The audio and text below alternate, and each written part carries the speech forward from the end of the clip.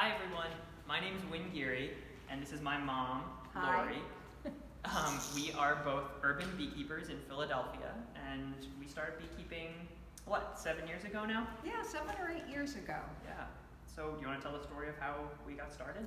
We went to a evening short course at a nature conservancy. The Lower Merion Conservancy. Lower Merion Nature Conservancy, and we sat through a workshop of a couple of hours and became really intrigued, and we started beekeeping that spring. Right. So, and we immediately bought one hive for ourselves, and then we signed up for the Philadelphia Beekeepers Guild's short course that spring, and we met all of the beekeepers that we know and love in the city today, and that we work with on, we see them a couple times a year at the very least. right, we're members of the Philly Bee Guild, and we're here today as part of the Honey Fest to talk about honey tasting and to do a virtual honey tasting. So Exactly. we're really pleased and happy to be here, and I think it's going to be a lot of fun. Yeah, I think we're both big fans of honey. I think as beekeepers you do become a fan of honey. But we've got a variety of different honeys to talk about today from all over the Philadelphia area. And these range from lighter honeys to darker honeys, and we can talk about that and talk about what makes them darker, what makes them lighter, maybe some of the tasting notes that we're tasting. And then, of course, you can always, especially during the Honey Fest, buy honey from the website phillyhoneyfest.com to try some of the local honeys for yourself and do a honey tasting at home. Absolutely. We'll talk about, we'll start with the lighter honeys and we'll move toward the darker honeys, and we'll talk about what's growing in Philadelphia during the spring versus the fall, and how you can just take walks through your neighborhood or through the Wissahickon and see what plants are foraging on, and then when you do have an opportunity to taste local honey, you can kind of taste for those flavors and aromas. Yeah, So. exactly. So just looking at some of these honeys, you've got just two visual things to go off of: color, and then of course the kind of jar that you're looking at. So this is a mason jar that has more of an amber colored honey, a lighter amber. This is from a guild member. This is a Muth style jar. So this is, I believe, Charles Muth's jar design that he designed in the 1800s, and he was known for selling all of his honey out of these jars, and they've become a popular sort of relic of beekeeping in the US.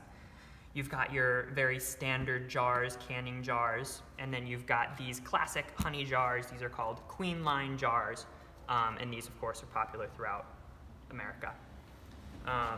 And then we've got the colors. We can sort of start by going ahead. Yeah, so let's Wynn, do you want to pour some of this honey? Yeah, exactly. And we'll talk about the color and the taste, and the scent of honey can vary widely depending on what the bees have been foraging on.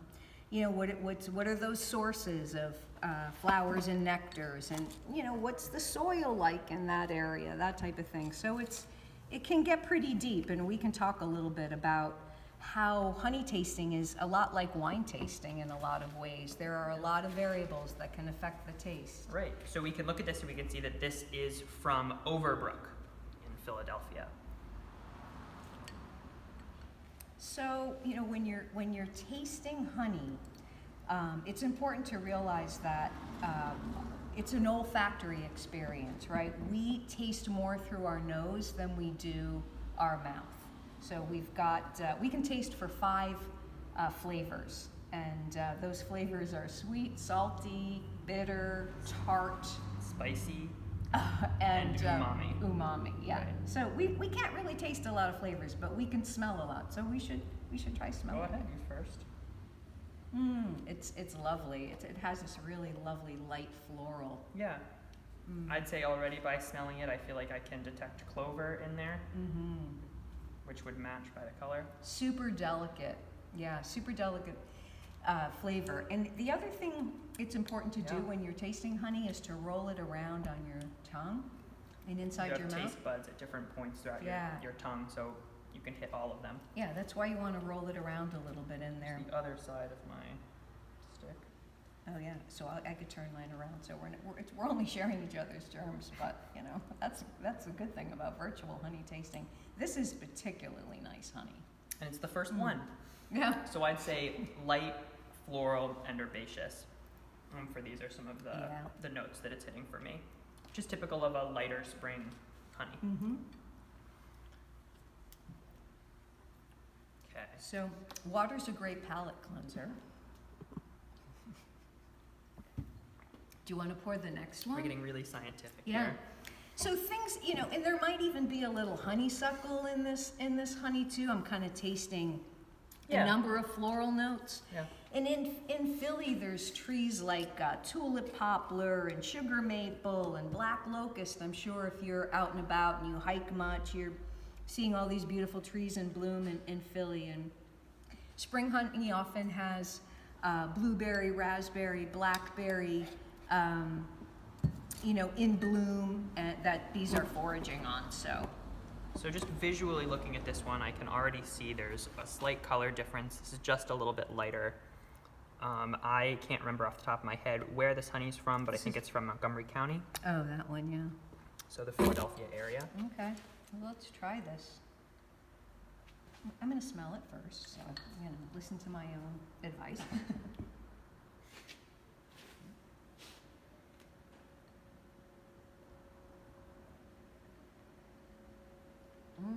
That's lovely. There's like I'm sensing some caramel in there. Tell me if you taste that. That's actually more of a fall tasting note, caramel, but It is you're darker. getting that? Yeah. It's darker than the Overbrook Mhm. honey.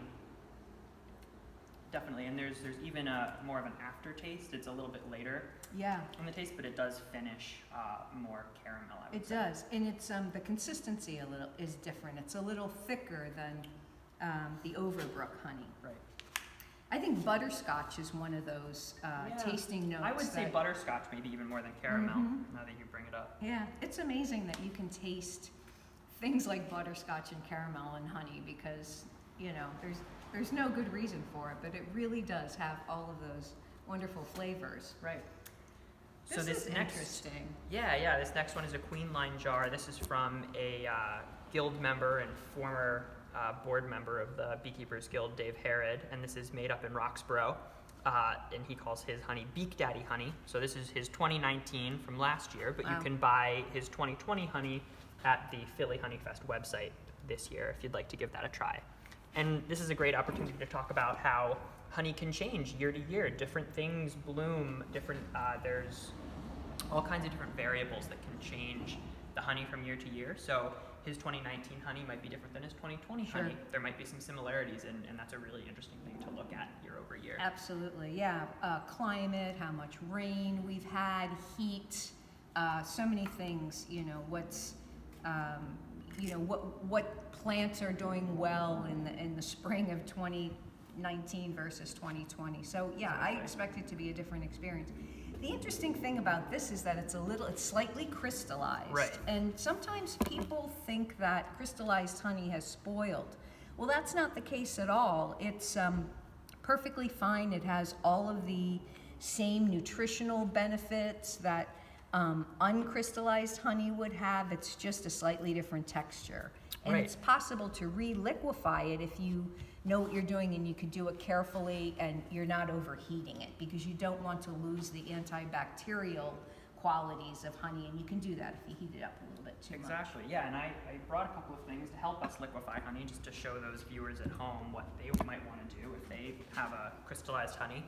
I find that our honey crystallizes in around December and stays crystallized through January. So if you keep honey for a long time, honey keeps for thousands of years. They found honey, crystallized honey in the Egyptian tombs that is still good today. So true raw honey does not ever really spoil.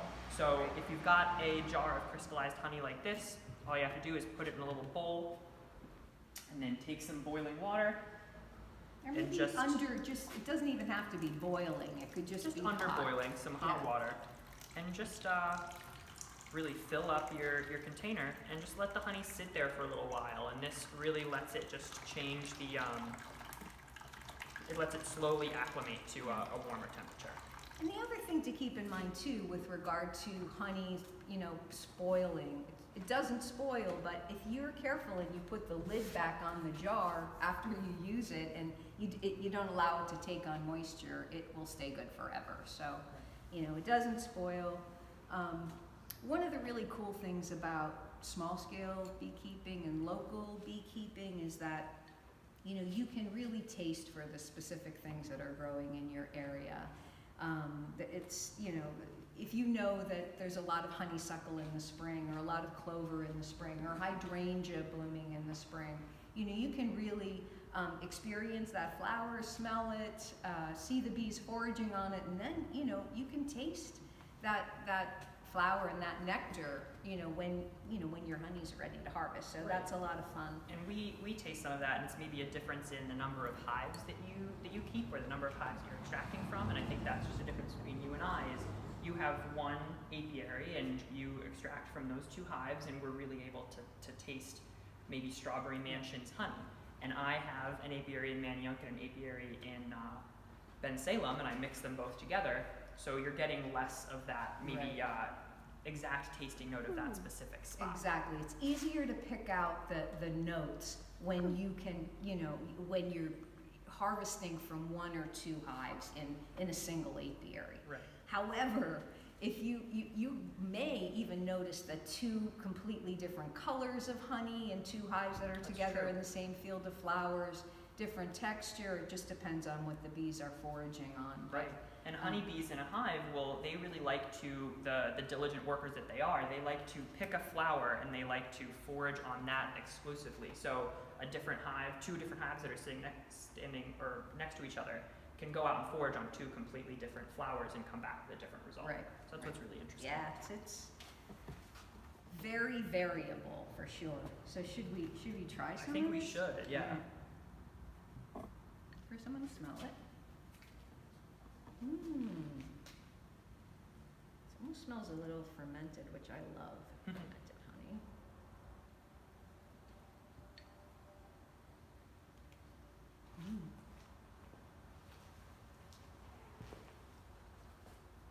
It's nice. Waiting for it to melt on my tongue. I know, it's a little granular, but yeah, it tastes really nice. It'd be really interesting to taste the 2020. A lot of people wonder if fermented honey is bad. Is it bad? So how does fermented honey happen? Fermented honey happens when there is maybe a little bit more moisture content in the honey over the winter. So, what does that mean? Couldn't fully tell you. Couldn't fully explain that to you. It has more moisture. It has more moisture in it. And sometimes it's not fully capped, right? If there's, if it's not completely fully capped when you're harvesting. I just harvested some honey yesterday. I mean, here's a some frame of right it here where wasn't we all can, fully capped. we can explain what capped means. Take another sip. But so this is a frame, a very typical frame of honey. And we can see some interesting stuff happen here. So this is the honeycomb, right, that the bees build off of. They use it to store pollen. They use it to store their young. And then they use it to store honey, of course. So honey is dehydrated nectar. So the bees go out and forage on nectar, and they'll fill these cells up with nectar. And then once they've dehydrated it, they cap it over with this wax capping. And you can just kind of peel the wax capping back a little bit, and you can see the honey right underneath. This is a great way to taste honey from your hive a little bit early. But a beekeeper will then put this frame in an extractor, which uses centripetal force to force the honey out of the frames. And then you're able to strain it potentially, and that's when we can get into talking more about raw honey versus unfiltered honey. So this is what I use to filter my honey. So I don't call my honey raw necessarily or unfiltered, because I do filter it. So I filter it through just a couple of straining processes, and it'll strain from the extractor through into here, and it'll just filter out. any Bits of wax. bits of wax, bits of pollen, stuff like that. Yeah. I find that some folks really like to know that their honey is straight from the hive by seeing little bits of wax or little bits of pollen in there. So that's a really great thing to look for, and you know then that it's direct from a hive. If it is raw, I prefer, if I'm spreading it in tea or something like that, I just prefer to have that stuff strained out. I know where my honey comes from, so that's why I. Well, the value of raw honey is that it has all of those properties in It's it true. that we want in our honey. There's it's more nutritional. It's For those folks that are looking for it for seasonal allergies, it Yeah. has bits of pollen in there, which is important to some when buying honey. So you want raw honey, and raw honey can be filtered with a very fine filter or a looser, more coarse grade filter, if that's the terminology. But Another thing about raw honey is that it's unheated. So just by heating it up in a small pail with a little bit of boiling water, it'll kind of lightly heat it up, but you're not pasteurizing it. So the pasteurizing it really kills a lot of the good things that are in honey, and stops it from being that kind of magical substance straight from the hive that we know and love. yeah, I mean, the value of small scale honey is that it's it really values quality over consistency, or quantity. Sometimes. You're also buying from these local folks who are doing it with a lot of intention. I think a lot of us we don't have an overwhelming number of hives or an overwhelming number of jars to fill, and people put a lot of effort into Yeah, it. they do. Yeah. And to be a beekeeper, there's so much knowledge, that beekeepers have to gain and have to continue to maintain, because things are always changing. I'm always learning and relearning Yeah. things about the hive that are applicable in that specific instance or scenario. I find myself turning to a lot of the old beekeeping books and realizing that there are things that I completely missed. Yeah, the more you learn, the more you realize that you don't know. So, Right. that's very true. And so, grocery store honey, right? If you're looking for honey in the grocery store, is it oftentimes pasteurized? Is this the same honey that you'd find in the grocery store, without naming any names Right. of grocery store honey? Right, absolutely. I mean, so they're pasteurizing, they're heating it, they're producing in large quantity, they're harvesting honey from many, many different apiaries, and sometimes in probably different parts of the country.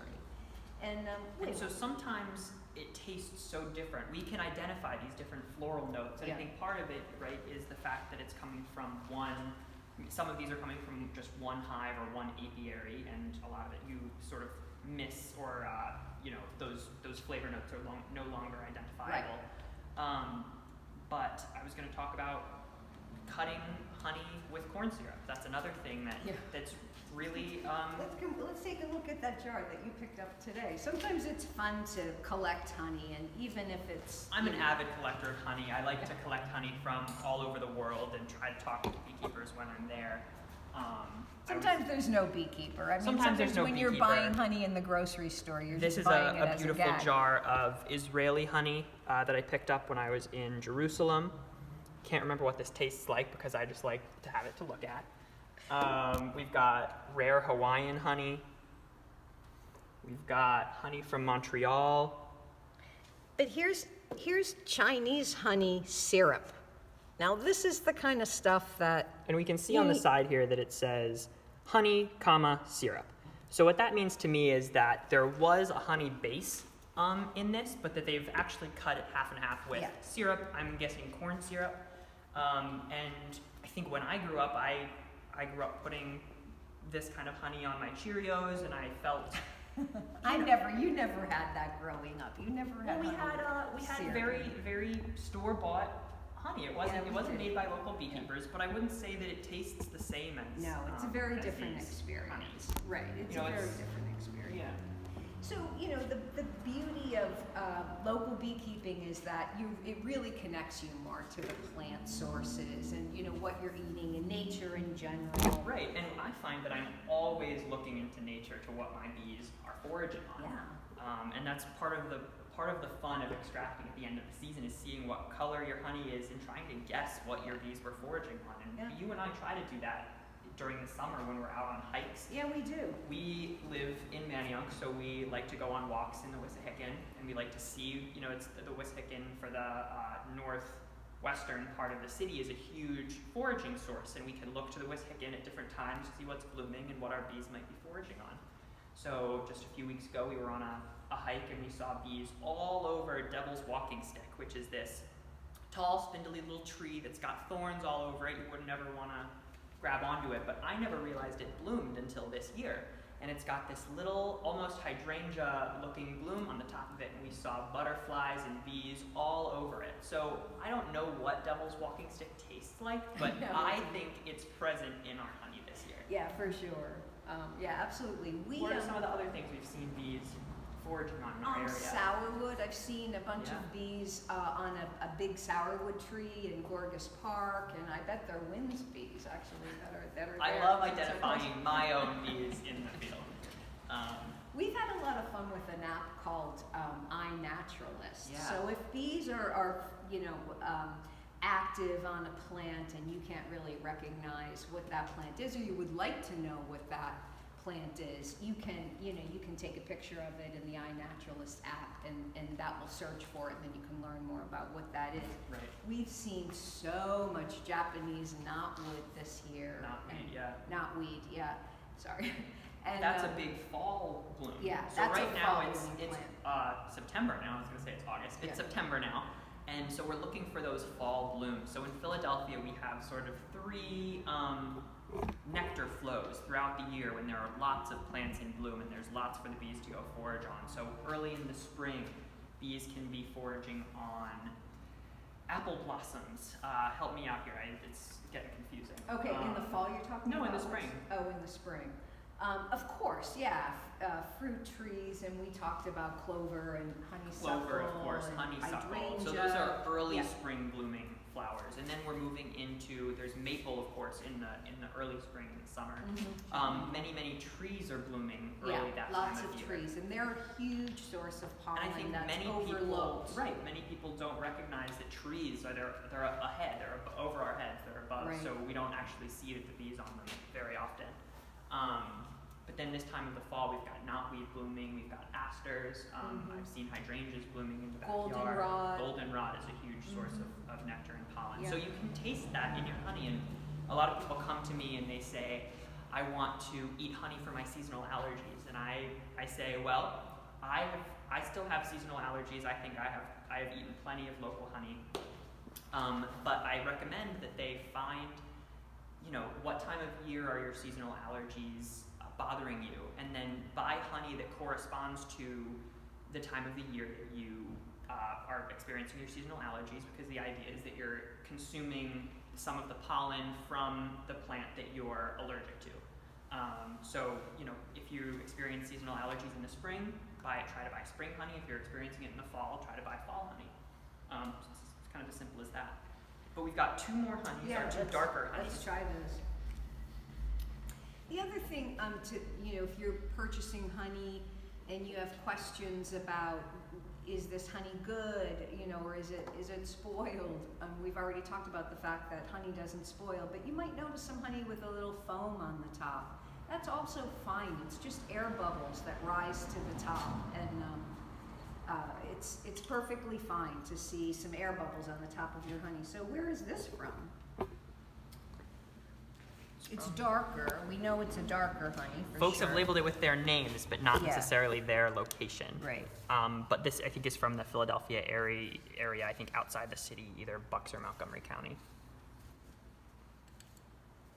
Okay, are we going to smell it? Yeah, let's try that. I'm not detecting tons of An aroma. On there, but could be wrong. It's like a woody, maybe a little bit more of a woody Definitely, smell. yeah, a little less floral and herbaceous. That's really interesting. I mean, it almost has like a slightly sour note to it. Tell me if you're getting that. It's nice. It's kind of complex. Oh, yeah. That's kind of a complex profile there. And this is a flavor that I've experienced before, but I couldn't tell you what flower to attribute it to. But I wonder if it could be goldenrod, or I know there's a buckwheat honey there, but goldenrod has a distinct taste. I've heard people talk about. no, I've got a honey flavor chart, which actually does exist, and it goes over some of those sour, sweet, spicy, umami flavors. But it can help you sort of identify, maybe you're saying, okay, it tastes fruity, right? I would say that tasted citrusy or little bit. berry, and that sometimes it helps me figure out exactly what flavor I'm tasting. You know, there's bergamot, there's grapefruit, lime, orange, and orange zest. That's where that was going for me, is orange Oh, a zest, little bit lime more zest. citrusy. Um, Yeah. But I'm not Well, sure what I you tasted. were. I'm gonna try it again. Definitely. I tasted a slightly sour note, and Mhm. not a bad sour. I Huh. mean, not bad. I mean, this is what's so fascinating about honey tasting is, you know, if you're really allowing yourself to experience it, it varies so much. Right, and people use teas for different things, right? They use it for baking, they use it for flavoring teas with, so you can buy your honey depending on what you want to use it for. Absolutely. There's even infused honeys that people sell, Right. which Yeah. can be great for baking or cooking. Yeah.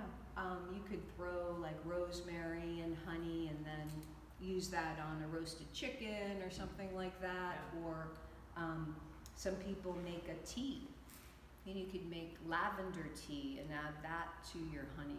I haven't made infused honey, but I think that there's so many things that you can do. Say if your honey tastes kind of basic one year, and it's not, you know, you're not getting any distinctive flavor profiles, that might be something to consider. Right. I wish I could place that. It's very, very interesting. It's nice. Very good. It's really nice. Yeah. It's so much fun to taste this range of, you know, flavors just that are all local. Right. And honey you know, can be so different, and it's, Yeah. you know, honey doesn't have one specific taste, but there are many different kinds that you can taste, and that's part of the fun. It's all local. Exactly. So this is our last one. It's buckwheat honey, which I already know is not my absolute favorite type of honey, but it is really, really fascinating. It's super dark. It almost looks Super like dark. molasses. Exactly. Oh yeah, and the smell is already hitting me. That might be nice to cook with. Yeah.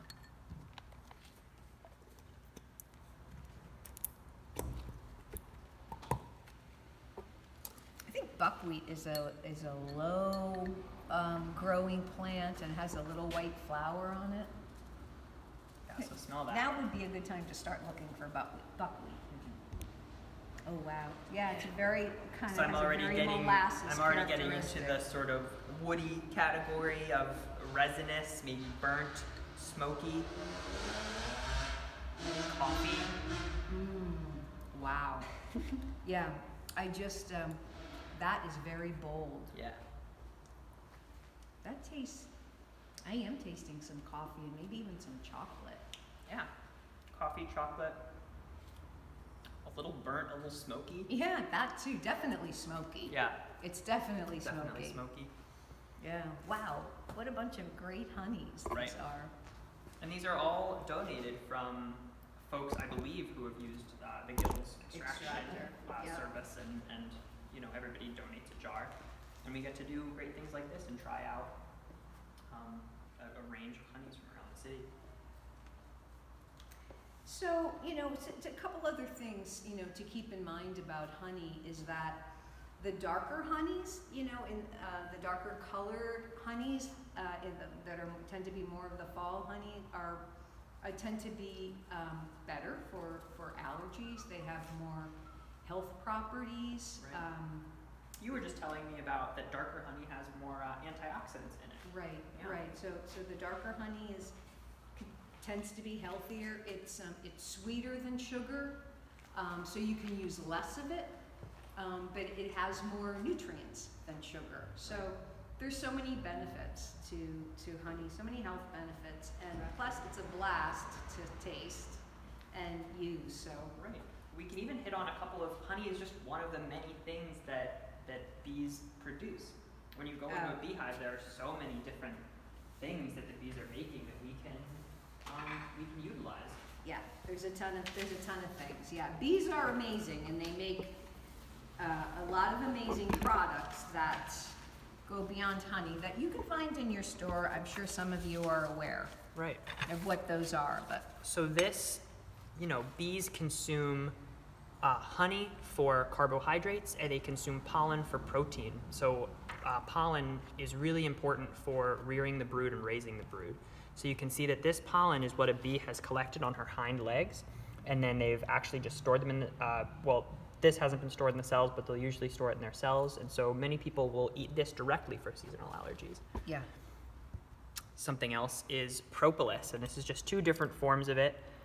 It can be different colors, but propolis is really tree resin. It's plant resin that plants produce as a way to ward off predators, but bees collect it. It's got an enormous number of antioxidant properties, and you Right. can make a tincture with it. Sometimes you can find propolis throat spray for Right, sore many throats. singers will use it for their sore throats. Right. But in the hive, the bees use it to seal up cracks and crevices going into the winter. Absolutely, and they seal the boxes together, and it's really all about, it's their glue, bee glue, and it has a lot of amazing properties, and you're getting some of that in the honey too, so that's part of what, helps with antioxidants. Right. And then, of course, there is beeswax, which we make candles out of. But beeswax is one of the better known products from the hive.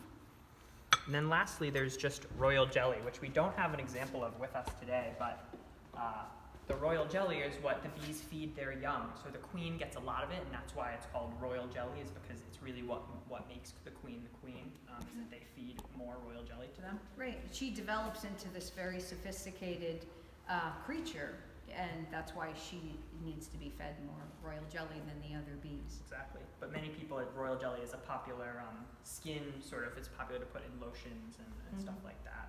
Absolutely. Yeah. Yep. So that's it. I mean, you can find some of these great honeys if you go to phillyhoneyfest.com. There is honey available to be ordered and picked up.